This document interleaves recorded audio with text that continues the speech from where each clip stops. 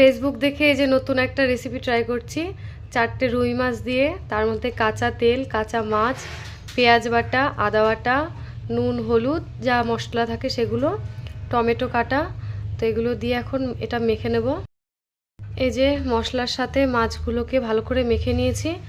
এবার এটা আধা ঘন্টার জন্য ঢেকে ঢেকে রান্না করব। তার মাঝখানে একবার দুবার করে একটু মাছগুলো উল্টে পাল্টে দেব।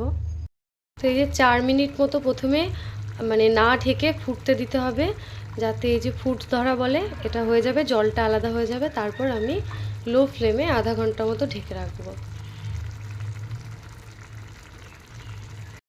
তো এই যে 10 মিনিট পর আবার একটু উল্টিয়ে দিলাম মাছগুলো। তো এই যে আমি দুবার মাছ উল্টিয়েছি। আর সমস্যা হয়েছে, আমার মাছটা যেহেতু ফ্রিজে ছিল, তাই মাছটা আমি বের করে বেশিক্ষণ রাখার সময় পাইনি। আমি মাছটা তরকারি চাপিয়ে দিয়েছি, তো সেই জন্য মাছটা আমার একটু নিচে দিয়ে লেগে লেগে যাচ্ছে। বাদবাকি তো মনে হচ্ছে ভালোই হবে, তো দেখা যাক কেমন হয়। তো এই যে আমার রান্না কমপ্লিট। তো দেখতে তো ভালোই হয়েছে।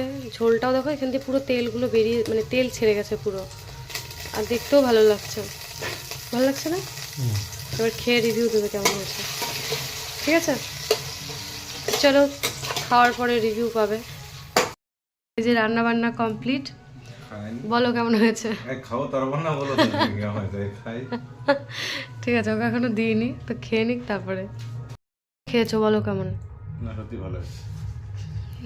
ভালো হয়েছে, থ্যাংক ইউ।